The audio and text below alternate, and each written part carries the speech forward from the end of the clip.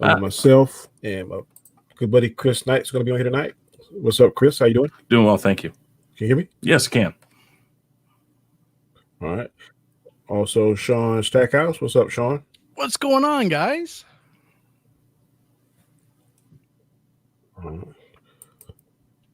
Also, Mads Mama Bear. How you doing, Mads? Hey, guys. Hello. And last but not least is my main man Terrence. What's going on, Terrence? What's up? Oh, so we're chopped liver. I see how it is. I apologize for the technical difficulties. I am trying to get that butt work out, so please bear with me. I will get it. On tonight's on the Chaotic Conversation, we're going to be discussing basically Star Trek. I'm a huge Star Trek fan. My dad put me on Star Trek when I was a teenager, and I fell in love with it, and I still love it to today. Before we get started, I'm going to let everybody go around and tell them where they can find you at, where you can find them at, where they want to promote the show, their own channel. Go ahead and do it. I'm going to start off with Mr. Knight. Go ahead, Mr. Knight, tell people where they can find you at, sir. You can find me at the Real Review 3000, where we just finished up the Rule of Three, which is normally on Sundays at 3 p.m. Eastern Standard Time. But yeah, I do pop culture stuff, music reviews, all sorts of things. Danny, can you do me a favor while we're doing this? Can you give me a wrench so I can throw some links up there for everybody? So that's what we're doing here. I do all sorts of crazy stuff. So ask Sean. I'm a crazy person. Yes. But thank you for having me on, Danny. Appreciate it. Not a problem. Go ahead, Terrence, and tell people where they can find you. What's up, humans? I'm Terrence. You can find me nowhere. You'll find me. They can't find you Sundays nowhere, Terrence. That's what you're telling me? Oh, no. This is just the new mystique. You know, of course they could find me with you on our show Equilibrium, but okay. Everybody watch out, for a big T that flashes in the sky, because if that happens, he's going to be right behind you. You don't find Terrence. Terrence finds you. That's right. I watched, what was it? The one with Gerard Butler, Angel Has Fallen. That's what he said yesterday. That's good. That's an excellent movie, by the way. Yes. Next would be Mads Mama Bear. Tell the people where they can find you at. Hey, y'all. Mads Mama Bear here. You can find me at Mads Mama Bear on Twitter, YouTube, and also on Instagram, which I'm starting to post up some of my crafts, which some of the guys have seen some of them already. And behind me, there's going to be a big craft that is a very big craft that will go up soon, that I'll get started on. But also on Thursday nights, other than finding me here on Mondays, you can find me on the Queen's Council. And this week, because I am back, it will be on my channel. Okay, Thursday, 9:30. Hope you guys see y'all there. Good deal. And last but certainly not least is Mr. Stackhouse. All right, Mr. Stackhouse, tell people where they can find you. Oh, we already got to. Oh, I'm sorry. Shut up, Chris. Currently you can find me raiding pharmacies for anti-anxiety medication. No, I'm just kidding.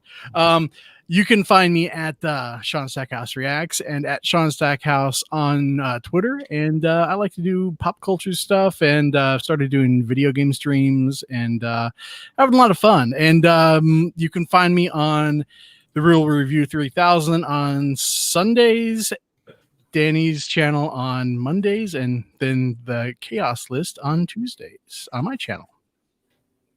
Outstanding. Of course, I'm Danny, and this is my show, Chaotic Conversation. You can find me here every Monday night at 9 p.m. Eastern Standard Time. Also, Sundays, 6 p.m. Eastern Standard Time on Equilibrium with myself and Terrence. And also 3 p.m. on Sundays with these two other guys, Chris and Sean, on our show, The Rule of Three. So please support the channels. Please check us out. We have good, interesting content. Okay. Today's topic, like I said earlier, I'm a big Star Trek fan. I love Star Trek, even though the last couple of movies hadn't been, I still watch them. I'm still going to support them. Tonight, we're going to rank 5 captains that played on Star Trek. I know there have been more. I really don't consider them big wigs. And now Sulu, I'm not a fan of Captain Sulu. I'm not a fan of Captain Pike. Well, there may be sacrilegious to some Trekkies, but that's just how I feel. The ones we'll be ranking will be Archer, that played on Enterprise, the original Star Trek, James T. Kirk. Voyager would be Captain Janeway. Next Generation would be Jean Luc Picard, and Deep Space Nine will be Captain Cisco. So I will start off with I think the next biggest Trek fan here on the panel, and that would be Maz Mama Bear, and see how does she rank her five. Wow. I see No, how this is working. He's right though. I grew up Star Trek. So did I. We were just totally ignoring my love of it. Oh, I see how this is going to work. Fine, then. My hair is nicer anyway. That's true. No, yeah, okay. After you. I took advantage of the rainy weather. So. But yes, my five. Because I grew up Star Trek. My mom started me off with the reruns of the original series. So yeah, that's how you're gonna start a kid off. That's how you start them off, right? But for my number five, I'm gonna have to start with Archer from Enterprise. Wasn't a huge fan of this series. I will give them props for tying in how the makeup difference between the original series and Next Gen for the Klingons. I will give them massive props for having the explanation in that. Beyond that, I struggled with the series overall. Even still to this day, I've tried going back and watching some of it.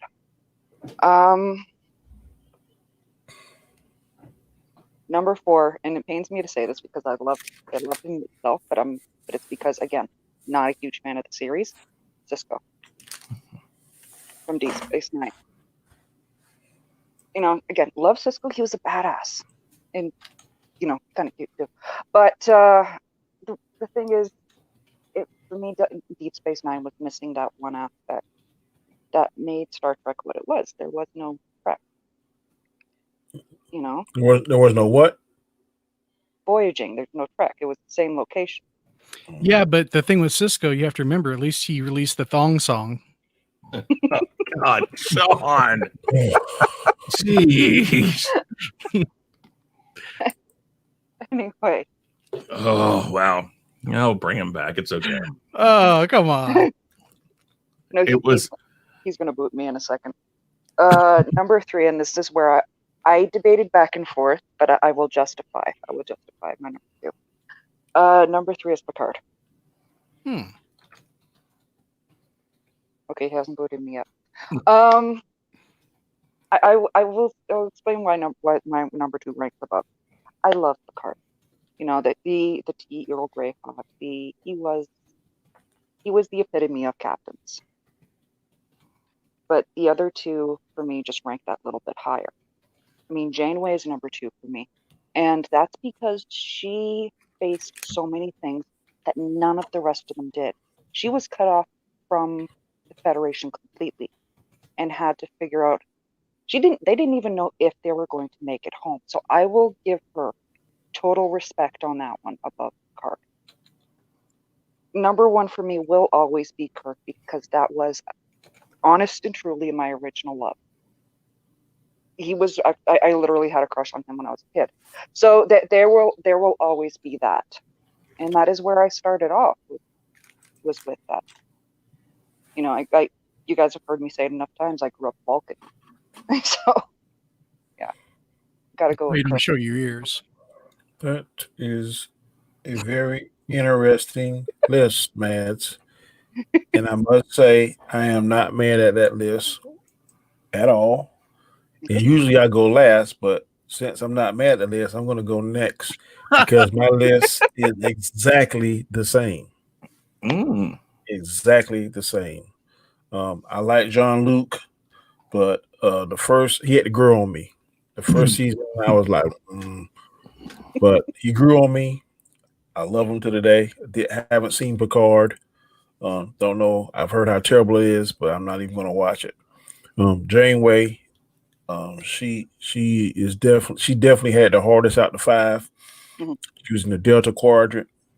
millions and millions of light years away from home. She made a decision that she could have go back home, but she chose to blow up the transportation device that would get them back home to try to save the people and her crew. She regretted doing that. She still did it anyway. I like the interaction with her and Q. In one episode, Q was able to help her. She was able to help Q and save his life. So he in turn bumped her about. He took 4 or 5 years off the journey. She asked, "Why don't you just bump us the rest of the way home?" But he said no. He wanted her to learn and better prepare Earth for all the craziness that's out there in the Delta Quadrant, which was unexplored. We discussed this early in the first stream, but she had no access to Star Trek the first 5 seasons. I'm not mistaken. I think it was 6 seasons, but the first 5 seasons she had no access to Star Trek. Only until the 6th season, when they were about to get home, she was able to get access to Star Trek, but only like once a month, every 30 days. So they had to compound all their transmission to one stream to get conversation or communication back and forth. Kirk is always, like I said, he's going to be the captain of captains. His relationship with Spock and McCoy, I always liked the way they were Captain Kirk, Mr. Spock, and Doc in front of everybody. But when they were by themselves, it was Bones, Jim, and Spock. I always liked that chemistry.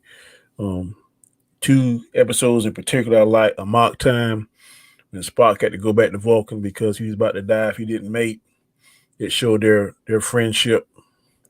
Also, I think in Spock's, I think it's called Command Decision or something, and basically it showed where Spock broke his stoic, logical, never going to smile, whatever, when he found out that Kirk was in fact not dead, was alive. It was a very funny scene. So to agree totally with Mads, Archer is number 5. Cisco is 4, which I like Cisco because he played Hawk on Spencer for Hire. He was a bad. Oh yeah, he did. That was a great show.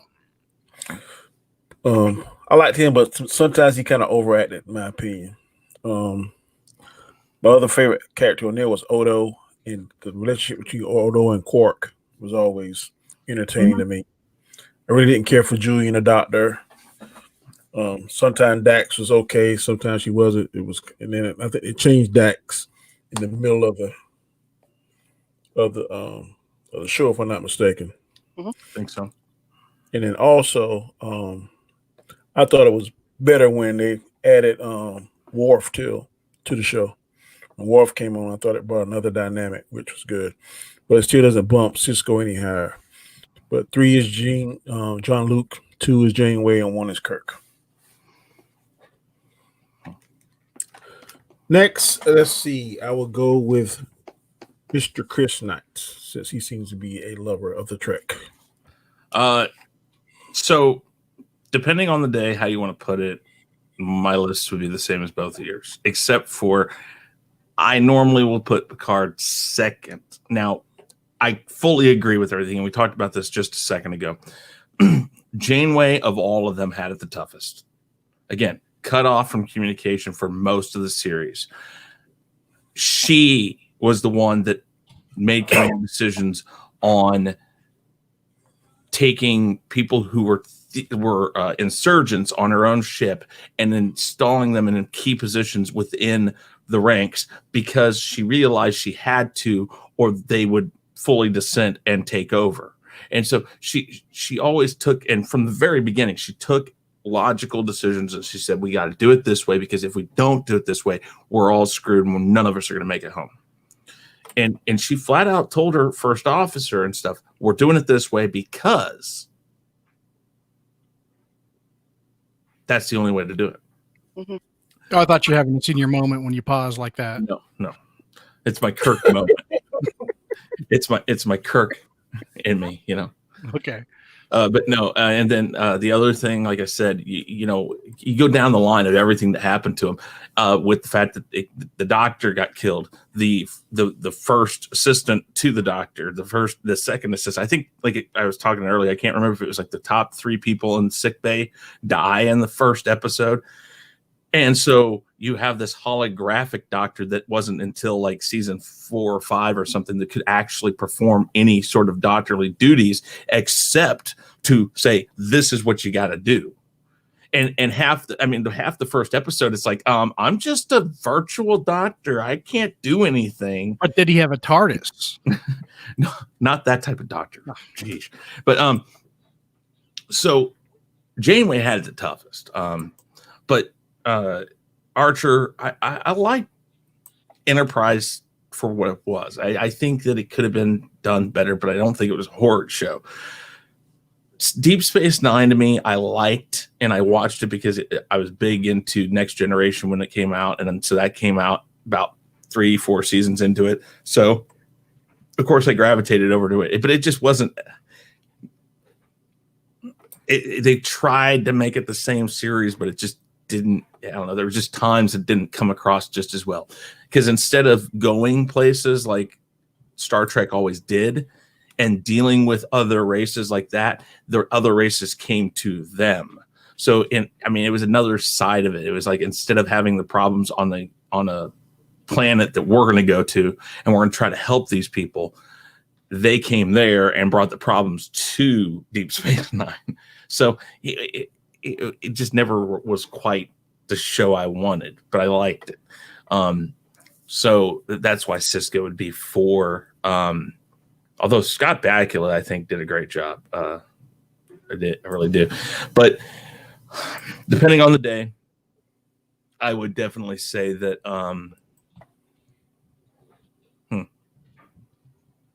That's interesting, Danny. That's really What?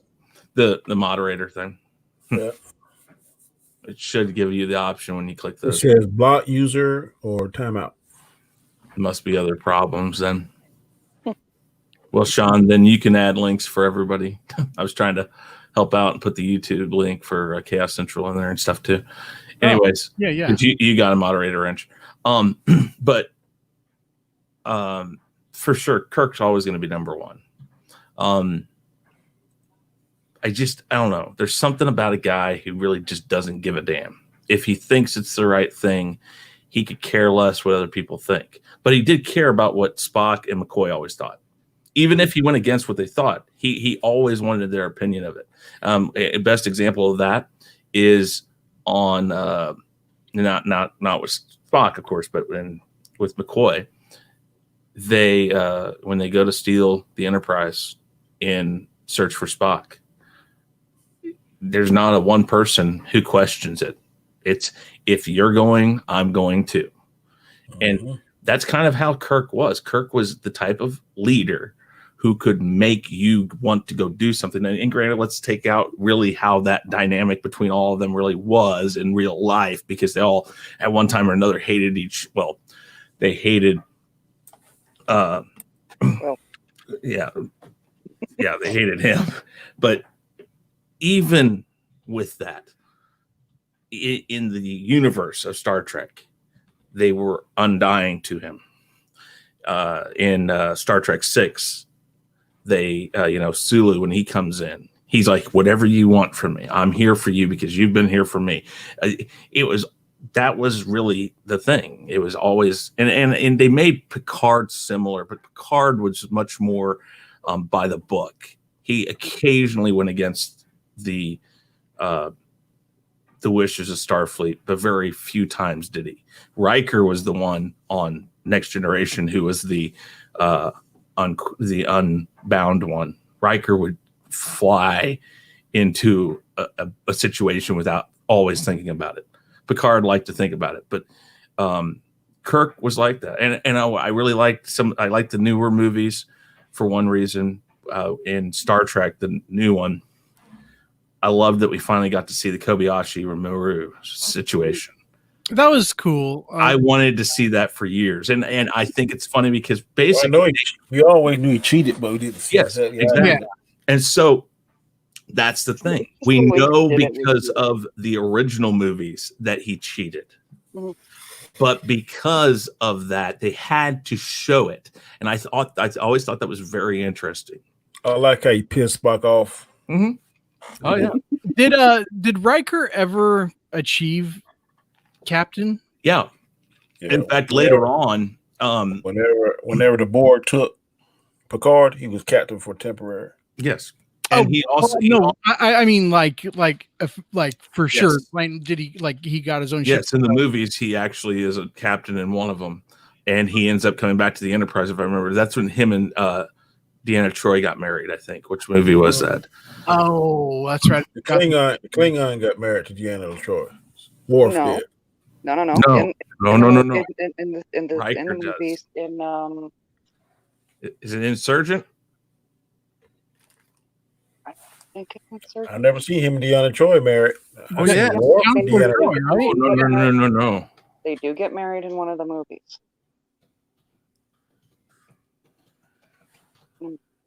God, continuing Trek would know it off the top of his head.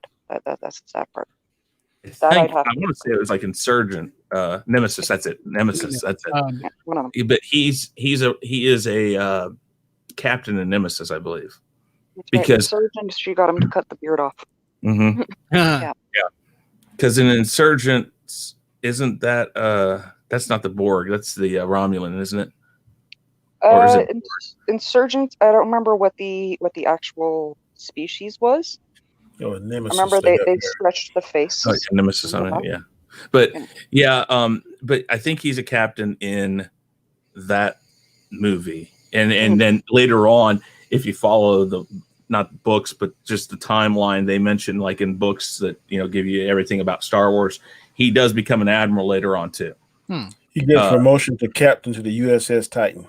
Yeah, I was just wondering because like you had mentioned, Riker possessed a lot of the same traits as Kirk, and that was the difference between the Next Generation is that Riker was constantly wanting to be captain, and he was very much like Kirk. He's like, I should have been captain, and Picard constantly says, yes, you should have been, and I believe you should be, but this is, and he'd tell him flat out, this is why you're not, because you won't listen to them.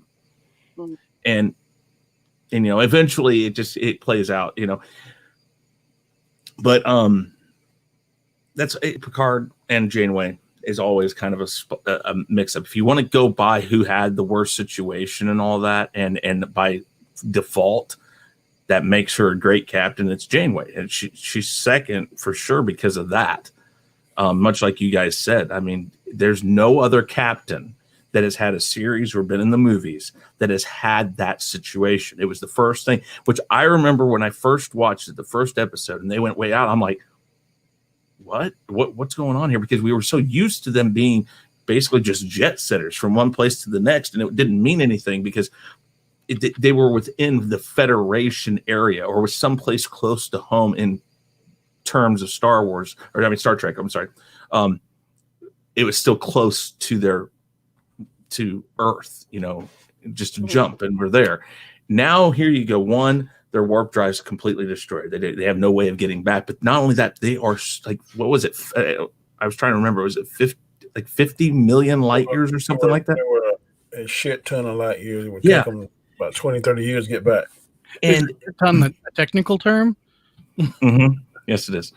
But that, I mean, I guess the way I would probably put it that would best describe it is that if you were ever on a submarine, safe on a submarine, but it couldn't resurface, but you knew you only had a limited amount of supplies, you only had a limited amount of time that you could be down there. That's basically what it was, because they were trying to figure out how they had enough to make it through, how they had enough fuel and all this stuff, because they were doing all the numbers and everything said, you're dead, you're not going to make it. But she never backed down from the challenge. Would the submarine at least be yellow?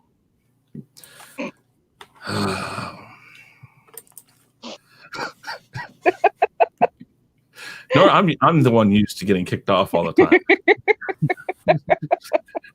But yeah, so and like I said, Kirk, always Kirk. It takes something to basically the pilot was greenlit for Star Trek, and the only thing they really changed was they changed the captain. It was Captain Pike originally. Yeah. And then the first episode that they actually did after the pilot, is Kirk. And so the first thing I even remember, the first time I ever watched the series from the pilot on, I was like, oh, I forgot about Pike. And so that was another good thing about the new Star Trek movie. The first one was that they had Pike in there too. And I thought that was a nice little homage to exactly how it was. Yeah. So, that's my list though. So like I said, the only thing I would question is 3 and 2. And really it's a toss up depending on how you're trying to define the captains. Mm-hmm. Gotcha. All right, Mr. Terrence, what you got, brother? All right. I'm someone that appreciates Star Trek. I'm not gonna call myself a Trekkie. Uh, I discovered Star Trek on my own when I was a kid. So I've seen enough of the shows and I've seen all of the movies. Um, can you name the people on your list that I'm supposed to cover?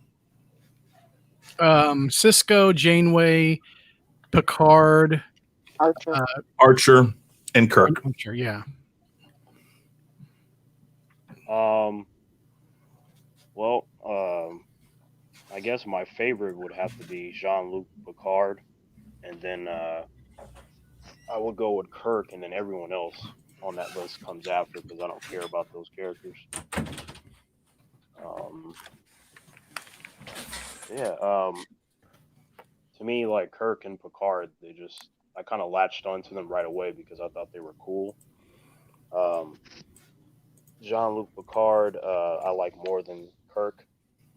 Um, yeah, I don't really have a lot to say about these characters aside from just those two that I like, and the other ones I don't care about. For me, Star Trek is a type of lore where, even though I've seen quite a bit of it, I'm more so drawn to specific characters that would compel me to watch. Like if there aren't really many characters that I care about, then I'll watch a lot of it, but then I'll probably fall off because there's no real investment there aside from me just really appreciating the intellectual properties that are involved with that type of lore. Um, so yeah, for me across the whole entire lore, my favorite characters would be Data, Worf, Spock, Jean-Luc Picard, Kirk. Um, and then in terms of any newer characters, there's a character named Elnor on the Star Trek Picard series, which I do not like that show at all Mm. because I saw Star Trek: The Next Generation. I noticed that while I was watching it, and then when I ultimately completed season one, that it struck me that the writers did not watch Star Trek: The Next Generation. There were a lot of Exactly. things that were a little bit off-putting for me, but I think the show, outside of the contradictions and the weirdness in characters doing and saying things in a way that they wouldn't behave how we've grown accustomed to seeing them, specifically in the Next Generation. I'm like, Picard wouldn't do that, or Riker wouldn't say that. Why is he talking to Picard like he's a child? I mean, there's just different things. But the Elnor character um, is one of the few reasons why I continued to watch the whole show in terms of season one, because he's a character that's Picard's bodyguard, and he was very fond of him when he was a child, and Picard was essentially supposed to look after him, but due to varying circumstances, he kind of went off and didn't really go to see him again until he was an adult. But the Elnor character is really badass, and the most badass character on that show by far. I guess the only other character from a badass standpoint on that show would be one of Data's daughters, because he has two. One of them, like, she gets killed off pretty early, but she was badass. But aside from that, any sort of newer characters, there's another one like Star Trek Discovery. I didn't care for that. Uh, yeah, so that's my take on Star Trek. I appreciate it. The characters that I mentioned, I definitely like those characters a lot. Um, in terms of Elnor, I stated why I like him. He's badass. I like that he doesn't feel fear. He's very and if he does, he's courageous in situations, and he's always like, I'm gonna protect Picard. if someone blinks at him the wrong way, I'm going to chop their head off, to the point to where it even, pissed Picard off at one point that he said, you don't kill until I tell you to. Not everyone deserves to die.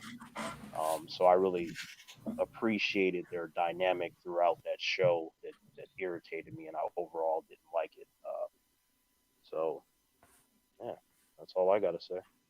Terrence, did you while you're watching Picard, and I haven't finished it yet because it's not the Picard character that I remember, but did you ever get a sense while you're watching it that Patrick Stewart was playing more Patrick Stewart than Jean-Luc Picard?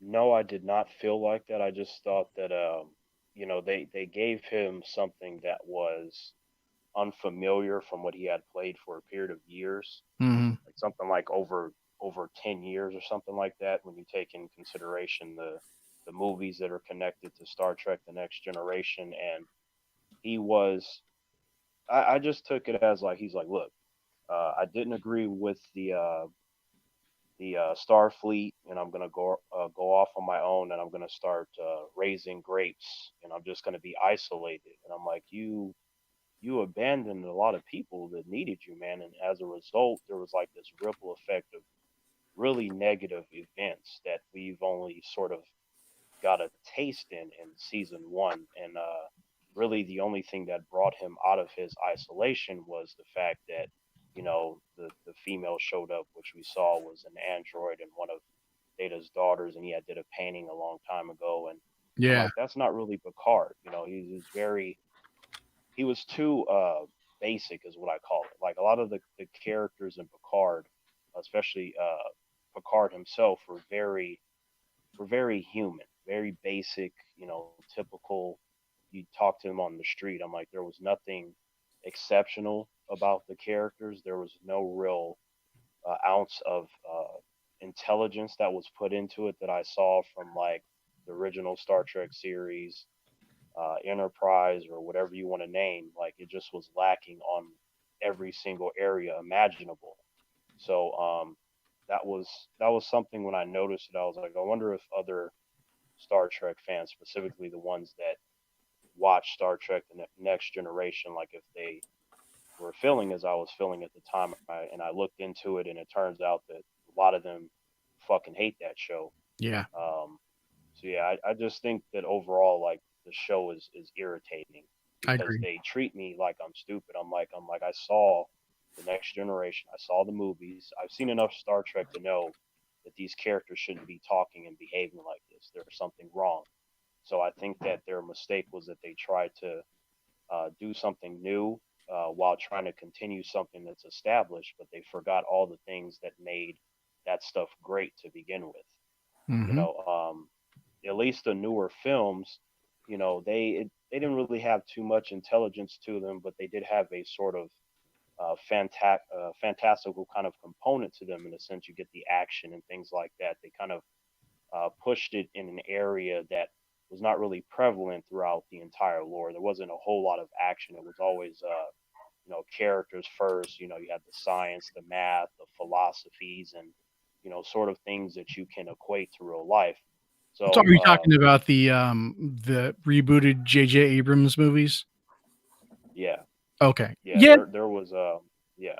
Yeah. So but no, like if something Star Trek comes out, I'll kind of look into it again as a person that is interested. But you guys and other humans that I've talked to, you guys are more fond of a larger series of characters. The ones I mentioned are my personal favorite, but there are other characters that I think are cool. But the ones I mentioned, I can sort of watch them all day. Any sort of movies or episodes that are focused on them, I tend to be the most interested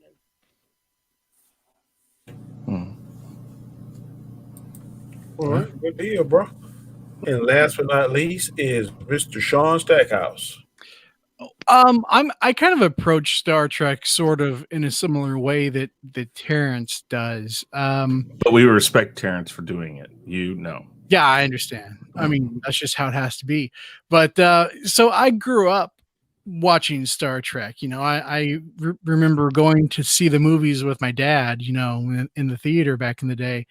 But and I've watched like some of all of the shows, but so my list might not be if I were more informed on like Deep Space Nine and what's the other one? What now? Voyager. Voyager, yeah, Voyager. Yeah. If I was more informed on Deep Space Nine and Voyager, and if I went deeper than I actually did on those, my list might be different. But right now, I would say it starts out from the bottom to the top. It would probably be Cisco. I thought Cisco was cool, but I like Janeway better because she did face so many obstacles, and I felt that maybe her character arc, from what I saw, was a little stronger. Now going into the shows that I have seen completely, I would have to go. Number 3 is going to be Picard. I like Picard. I really do. And when they announced that they were doing Picard, I was really excited because I like Jean-Luc Picard. Now, like Danny was saying, in the first season, it took him a while to warm up to him. And I kind of felt the same way because Picard in the first season was kind of like a cold, standoffish dick. Mm-hmm. Didn't like children. He was In the first Next Generation season. Yeah. Oh yeah, it took a lot. I mean, he evolved as a character so much in that series. But then again, that series lasted for a long time. Oh, I know. Right. His catchphrase was "engage." Exactly. Mhm. But the fact that the not liking kids. Oh yeah, and he was cold when he came to that. When he started warming up to Wesley. Yep. I remember the episode where he was stuck with the 3 kids, and they had Mhm. that was when he started warming up. Yeah. No, you're absolutely right, Sean. And then him and Beverly Crusher. Yeah. Kinda Oh, Crusher was always trying to get him to. slick romance. yep. Oh yeah. Yeah. I mean, I can't say anything about Jean-Luc Picard. I enjoyed. I'm more of I guess you would call me more of a cinematic Star Trek fan than like an episodic Star Trek fan, if that makes sense. But I love the Next Generation movies. I think even the not so good ones towards the end were still enjoyable. They were still very entertaining, and I miss that cast, to be quite honest. I understand, why they stopped making movies with the original cast because they got to a point where they were just getting too old to do it. But, it felt like, they could have at least maybe continued on with the adventures of Captain Riker, cinematically, because Jonathan Frakes was, younger than Patrick Stewart. But I'm kind of kept yo-yoing in his weight too. He was what? He kept yo-yoing in his weight too. True. And so there is Picard, Jean-Luc Picard. I really, really liked. So he's 3. Now this is where it's going to probably be a little controversial.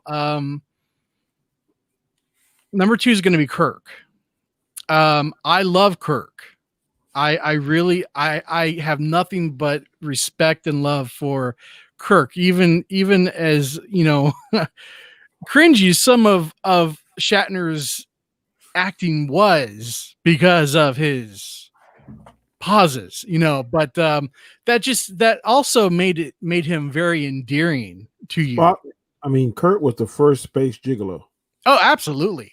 I mean, I might even go as far as calling. No one man has ever been caught in so many bedrooms with so many green alien women. Facts. I mean, I would go as far as maybe calling him like a space pimp. But dude. There's the next. Gigolo is more appropriate. A pimp would kind of. well, that's true. That's true. That should have been like the series that was in between the original Star Trek series and the movies. Star Trek, Kirk, Space Gigolo. Absolutely. Yeah, so Kirk was great, and I loved the movies. I even can tolerate Generations from time to time, even though that wasn't a great movie. I can't stand the one where it was him and Tom Hardy. That I hate that one. So it was Nemesis. Oh yeah, the younger clone version of Jean-Luc. Mm-hmm. Yeah, I know hate that was that. Tom Hardy. That's interesting. That was Shinzon or something like that. Yeah. Yeah. Tom Hardy, when he was like 200 pounds less than what he is now. But so number one, my favorite Star Trek series out of all, my favorite captain would be Archer. And I didn't. I know. The button is almost. I understand. Like I said, it was going to be controversial. We accept opinions here, even wrong ones, Danny. But I liked the first season was very, very hit and miss. But I think from season 2 on, the pacing was really good. There were stakes, and I can't remember. Maybe Mads can remember, but the female Vulcan, his first. Yeah, sorry ass. That was her name. Yeah. So when she went, sorry ass. But when she went through the whole Klingon and heat thing, they really kind of Ponfar. Ponfar. Yeah. When she went through that, they really kind of went more in depth with it, and I thought that was interesting. And I really they did that on the original. Yeah. And they touched on it basically on briefly on Voyager, but they did like a hologram. They did a hologram to try to get Tuvok through it. That one was actually one of my favorite episodes. I must not have seen that episode, but I really like the dynamic between her and Archer, and some of the other characters were good as well. Like there were a couple of other, like 1 or 2 other characters that were good.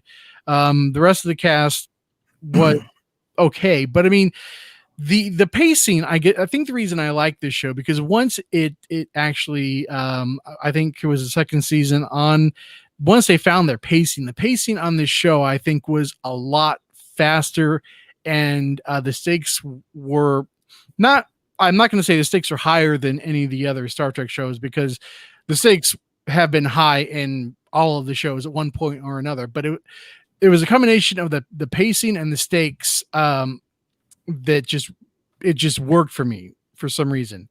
And I also like how it explained how it tied into, because it was a prequel of the original Star Trek. I like how it explained how it tied into the original series. So, love it or hate it, that's my list. And, like I said, if I had more experience with Voyager and Deep Space Nine, my list might be completely different. I don't know. But because well, no, that's your opinion. But you need to check out Deep Space Nine. It is on Netflix. Yeah. And also on Amazon. Sean just has a thing for Scott Bakula. That's what it is. Yeah. The best thing on Voyager was when Felix and Tuvok merged into one being. Tuvix. Yeah. I was just waiting for, what was his name, Sam from Quantum Leap, to come in like in one of the cameo. That would have been freaking hilarious. So had they done that, just some guy, just like a Q character. Yeah, I was just gonna say, yeah, you could have been a Q character. You could have had, again. We talked about it earlier on the Rule of 3, that if Q had been in Enterprise, it would have been cool. Well, that would have been the perfect way to have him, is have Sam come in, just pop in and go like, "Hey, you're screwing up," and then poof, pop out or something. I don't know. That would have been hilarious, I think. Yeah. They almost got back to those characters. Oh, that's right. Yeah. What was it? Dean Stockwell was want a little thing. Yeah. Yeah, And Ziggy, or I forget what you call Ziggy is the the device. yeah. Oh God, Sam and oh shoot, Dean? No, wait, that's another oh. show. Well, I wouldn't complain if Sam and Dean showed up in anywhere. So Yeah, right. Supernatural. Yeah, Quantum Leap was a good show. I did like Quantum Dean, Leap. Yeah. no, it is Dean. Dean Stockwell. No, Al. I know, yeah, but that's who played him. Al. Al. That's who it was. Yeah. Al Cavaletti. Mm-hmm. Calavici. Yeah, that would have been cool if he'd have shown up. I never knew that. Ziggy was played by Deborah Pratt. I don't know who that is offhand. Y'all know that the nurse that played on Star Trek is the voice of the computer, Mm-hmm. and also is Gene Roddenberry's wife. Mm-hmm.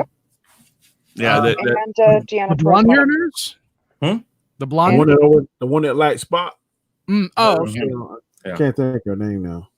Nurse That's the same one that also played Deanna Troy's mother Mhm. as well. Oh. I remember the episode where they had the DeForest Kelly playing like the 200-year-old Admiral McCoy. You know, the one thing I will say, you know, I have a lot of issues with the J.J. Abrams universe. You know, even though it's not the Prime universe, I think they casted McCoy very, very well. Mm-hmm. I think the whole cast was done well. Yeah. Carl Urban was, for me, definitely one of the highlights of the movie. But And the fact that he got Leonard Nimoy's approval on that, because he brought Leonard Nimoy to tears because he reminded him of DeForest Kelly so much because Carl Urban was a fanboy. Yeah. But I think they did a great job on recasting it. Here's the thing, though. I think that, and as much as I don't think J.J. Abrams is that great a director, I think whoever made the decision to, at the very beginning, skew the timeline was the smartest person in the world. Because you know what? In Star Trek, there are so many different timelines. There are so many different things going on that when you automatically skewed the timeline from the very beginning, anything they did, as much as you may not have liked it, anything they did was all right because it was not your Star Trek. Right. And you see, okay, so we talk about your Star Trek or my Star Wars or whatever you want to talk about. The reason why people are mad at Star Wars is because they said it was the Skywalker saga. JJ should have thought right from the get-go when he did Star Trek, he totally changed it. He said, we're going to screw with this, but we're going to make sure, or whoever wrote it said, we're going to make sure that if you are an original Trekkie, you may not like this, but we're not trying to make it your Star Trek. We are using your characters, but we're going to skew this off right from the get-go. And whatever happens after that, you can always say, well, that's not the real timeline. Exactly.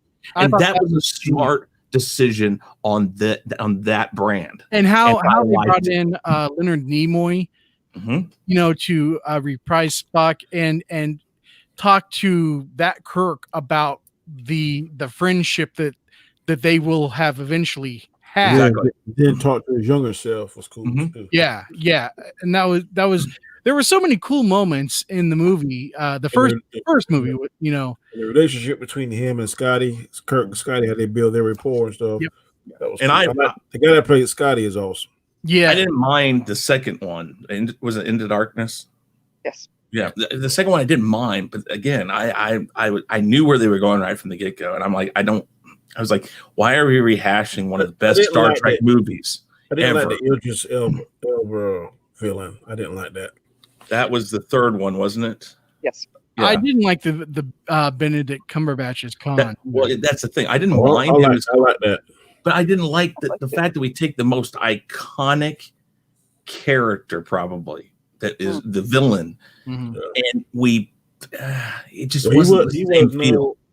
He did not pay homage to the first one. Well, but the thing is again, we have to remember something. This is early, so the Khan we meet in the movie. The reason why I had an issue somewhat with it was the Khan we meet in the movie is before the Khan of Wrath of Khan.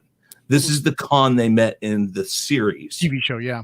So here's the thing. They find this guy on Earth, and this is very much the similar reason why Kirk sends him to the planet that he thinks is going to sustain his group of people and keep them alive.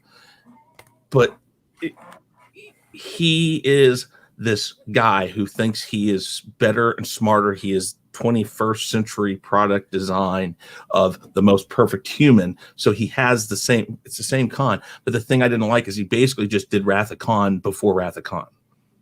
Pretty much. He tries to blow up the Enterprise. He tries to, and then, one of the two main characters dies. And then, it was like, it's a reversal of yeah. And I appreciate the thought. I was sitting there the whole time. I thought they were just paying homage to the original one. Yes, they were. But when I saw that, I was like, seriously, it just felt so cheap to me. It did. It did not have the same feel. Mad at it. I wasn't mad at it. I wasn't mad. I didn't expect it to have the same feel. And conversely, I actually like how they approached that, because the entire time leading up to it, they were just saying, "Oh, no. Yeah, we've got Cumberbatch, but no, this is his character's name. I know you guys all think we're going to bring in Khan. We're not. Really, this is his name." Mm. So as soon as he said, "My name is Khan," the theater just lit up. Well, I knew before they even, because I can't remember the character's name that they gave it, but I knew it was Khan. I mean, and then they, as soon as I couldn't get off of that, and then it was like a rabbit hole. I felt like I was in. Like I knew where it was going. It was like Matrix 2 and 3. Mm.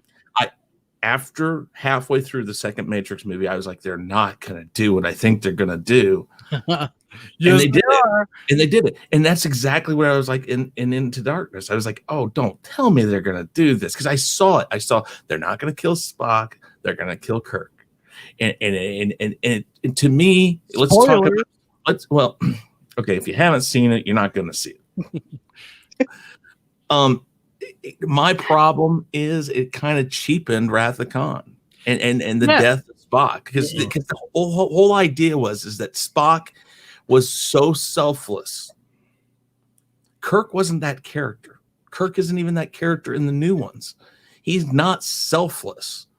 And I think a lot of the problem for me in that movie was just the portrayal of Kirk. Now, it's not anything against Chris Pine. It's just that no one is going to. So there are a lot of characters that you can recast, and it's going to be just fine. But no one is going to have all of the little nuances that William Shatner added to Kirk. Mm-mm. Kirk to me felt like a completely different character in the Kelvinverse movies for the most part than he did in the original series. There were similarities. There was just a difference. Both of them were uber confident. So he got that right. But you're not going to get the voice pattern of no, and I would look for that. And that would make it look like a great job. Yeah, I think the guy that played Spock was excellent. Yes. Plus the fact of with Chris Pine, I love that we actually got to see the farm boy for 5 seconds. It actually starts on Earth. We see how he gets into it. I liked that. I liked these movies. I didn't mind Into Darkness. It's just I really think that they should have left that side of the con. They could have come up with a different ending than just flipping the ending. I like that they did it, because we never saw in the TV series how they actually became so tight. We see bits and pieces of it in the cinematic, but on the TV show, we never really saw how close. Right. I like that part too, because they were at odds. They were completely at odds. Yeah, but that was the whole point. Is that at that moment, that's when Kirk realizes. But it's because the Spock from the other. It was like logic and chaos. How can they finally coexist? Yeah, and they found a way to coexist because. But we see that in the original series. You do see that. It's just it's more implied. It's more implied that they have an understanding with each other, and then again, what I love about the original movies, the original 6 movies, is that they did a very good job of if you hadn't seen the TV series, you didn't need to see them, because they basically did the movies like a long drawn out, like the original series, just long and drawn out. Because in the first one, when they reintroduce Spock, while you can tell they all have a history together, Spock is what? The first Star Trek wasn't good. But what I'm saying is that Spock is very distant, very cold. He is very Vulcan, just like he is. After he died. No. In the first Star Trek movie, he shows up and he's very robotic. He's very Vulcan. One with Vigo. So Vigo. He was also like that after the search for Spock. A little bit. He was more, I don't understand what you guys are talking about. He was trying to recapture his memory, and that Exactly. wasn't that But so much old. But in the original movies, they reintroduced characters very similarly, so you got to see how they became close friends, because he'd been a Vulcan for so long in the first movie that he had gone back to completely being this full-on absolute Vulcan, that even when he shows up and everybody's like, "Oh, Spock," and then he's like walks right by him, because he has a mission. He's there to go and find this thing that's coming, and so as the movies went along, you got to see how their friendship became in that sense. So I think that they tried to show you that side of it, but I do like that they did that in the new movies, is that you see that they were at odds with each other, which doesn't surprise me, that when they go to Starfleet Academy and here's Spock trying to do everything by the book and be a full-on straight-laced Vulcan in a world that isn't his own. In fact, if I remember right, he's the first Vulcan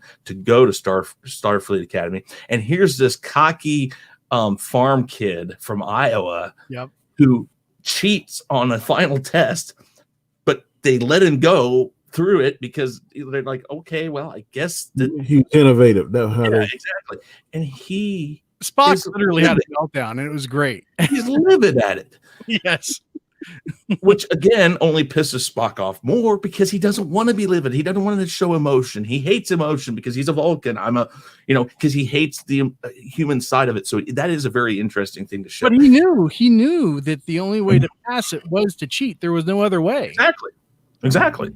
It was to change the parameters of the test to make it possible to. And that's what he always does. He always finds a way to escape death. But again, speciality. But again, that's also mentioned in Wrath of Khan. How did you pass? He cheated. No, I changed the parameters to make it so you could could rescue the ship. And that's when Scotty comes on the radio, and they fixed enough of the Enterprise to try to get going and to beam him back up and stuff. So again, the ending of that movie, though, I mean, when I was talking about all of the nuances that Shatner brought to Kirk, it wasn't like how he actually spoke, but it was like, the way he would, like, seriousness, like in Wrath of Khan, when they have everything up and running and he says fire, Oh no, it was just like, oh yeah, you felt it in the moment, like you felt his hatred. You knew he didn't care. He was done. Yeah. They eat, sleep, and live those parts, especially Spock. Leonard McCoy was like, well, they did. But what's funny is if you watched Galaxy Quest, the scene where Tim Allen's character loses it on the fans, that's straight taken from William Shatner losing it on fans, because when he was starting to go to all these conferences in the 80s and then in that, he was tired of fans talking to him like he was really Kirk. And he absolutely hated the role by that time. But he had played it for so many years. But the thing is that William Shatner, even to this day, from what I heard on like the remakes of the movies and stuff, he always wanted his hand in it. So like Sulu in episode 6, or in the 6th movie, in Sulu's part, there's about 30 minutes of his part cut from the film because William Shatner felt that he was getting too much screen time as a captain. That the only captain that should be given that screen time was him. And that was yet another reason why a lot of them didn't get along with each other. George Takei and William Shatner at that time, I know, hated each other. And I don't know what their relationship is now. From what I've all heard between all of them before DeForest Kelley died, they had all pretty much buried the hatchet. Yeah, I had heard that. And also, William Shatner has pretty much mellowed out for the most part. Oh, yeah. In the past maybe decade or so. Now, there are still occasions like you might find him on an off day when he's at a Comic-Con, and he might be kind of like abrasive about something. But there are a lot of positive reactions that people have talked about meeting him and talking Star Trek with him. So I think he's finally learned to embrace as much of it as he possibly can. But when I guess as an actor, when like say you've done other projects like he did TJ Hooker, and whatnot, but you're defined by this one character, this one moment in time, and it becomes so huge, in pop culture. Everyone just wants to talk to you about that one moment, because it's something that is limitless for fans, but for him it was just that one moment in time in his life. So much has happened in his life since when he was Kirk, and he was probably like, listen, I've talked about this was so many years ago, it doesn't define me, and I can maybe get how some actors would feel like that.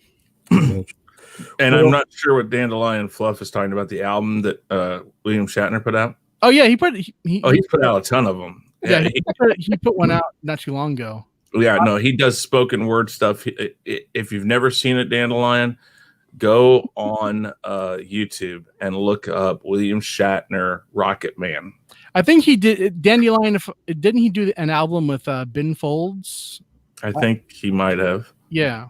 But he's done a lot of spoken word ones. Rocket Man. Rocket Man, yeah. I'm a rocket man.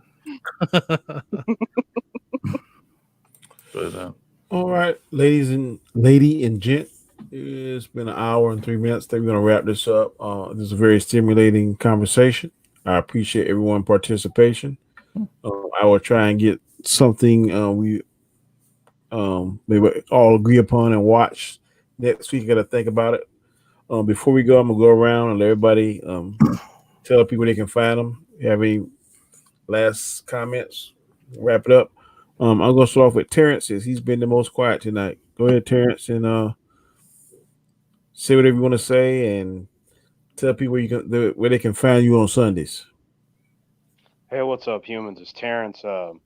You can find me with my good friend Danny on our show Equilibrium. But aside from that, you will not find me anywhere else on this platform. You ain't thought about doing your own show yet, Terrence?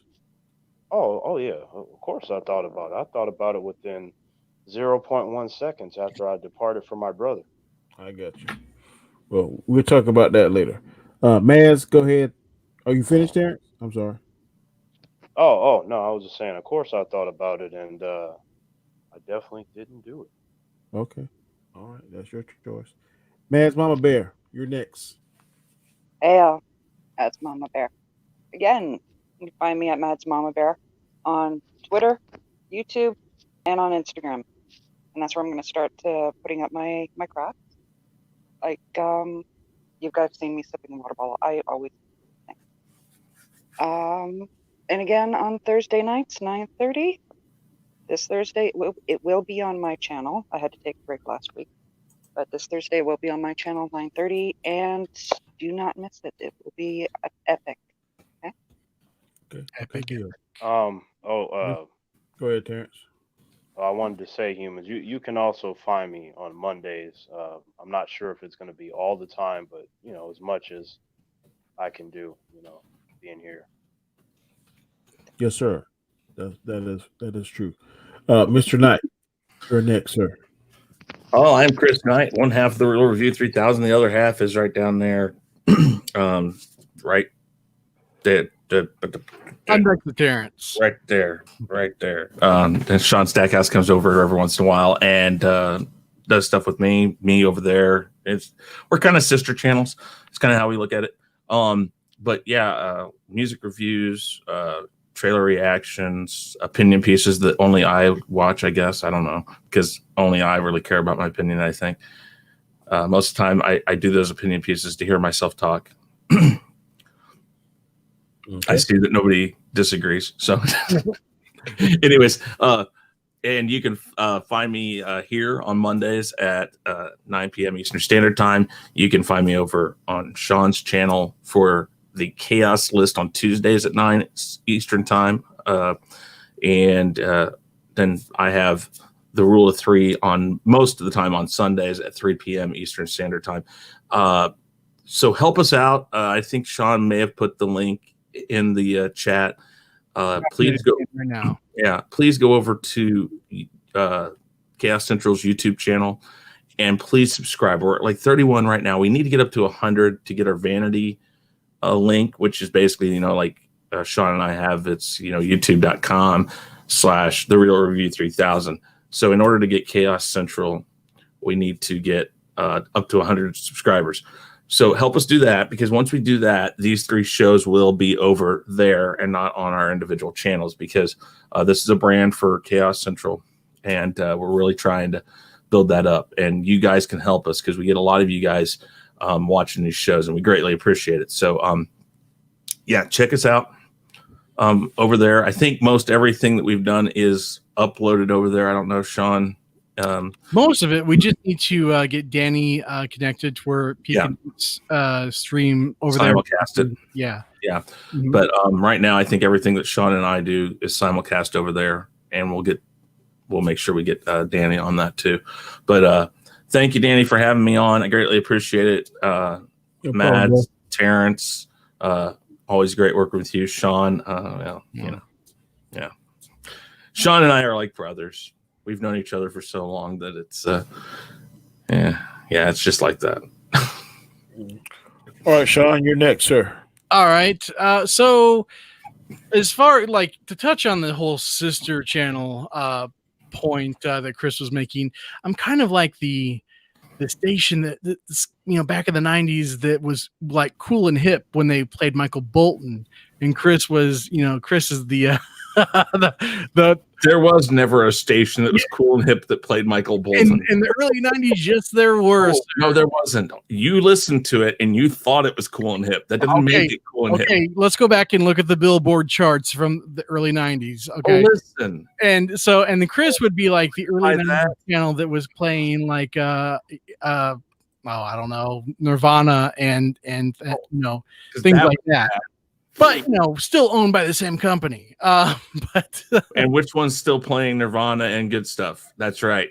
Do you hear Michael Bolton being played anymore? No. So which has staying power? Think about that now, Sean. The one that would be Danny's channel. That's probably that stuff. Probably, yes. but you can find me at Sean Stackhouse Reacts. I do mostly pop culture things. I do a lot of music video reactions and stuff, because there are a lot of great bands out there that just are not getting the attention that they deserve, like Liliac and The Warning, just to name 2 that are crowdfunded by their patrons, and just fantastic. I mean, I've started doing video game streams. I'm the other day I did my first Pokemon Sword stream, and it was like I'm a noob all over again, because the gameplay is so different from what I remember, and I'm having to learn Pokemon all over again. And I'm doing like some DC Universe online streaming. It's always fun. So anybody who has a Switch, just let me know if you want to game sometime on a game that Nintendo actually lets you co-game on. There's so fucking, the 80s and 90s on multiplayer. It's ridiculous. But yeah. And I'm also at Sean Stackhouse on Twitter. So like I've said before on many occasions, Chris and I, we take requests. If it's something that is in our power to actually bring you, we will absolutely do. And then tomorrow night at 8 o'clock Central, 9 o'clock Eastern, be sure to tune in to my channel. We have the Chaos List with Danny and Chris, and we have 5 topics, as we always do. Sometimes 6, depends on how much news is going around. But we try to pick the best and most interesting current events of pop culture, and we have a round of discussions. All right, and last but not least will be me. My name is Danny. On YouTube, my channel is Comet Chat. On Twitter, it's Comet Chats with a S. Like tonight is my show on Monday nights, 9 p.m. Eastern Standard Time, the Chaotic Conversation. You'll see me tomorrow on Sean's show, like you just mentioned, the Chaos List. I think I'm on Thursday's show, on Chris' show, the Weekly Rumble. Sunday, I will be on the Rule of Three at 3 p.m. Eastern Standard Time, and on mine's and Terrence show, Equilibrium, at 6 p.m. Eastern Standard Time. On all these shows, I humbly ask for your subscriberships. I ask that you please tune in and give us a thumbs up because we need that. And as always, I hope you all be safe. We are in a very trying time, but we must practice social distancing. I know it's hard, but we can do it. And just have a good night. And thanks for your support.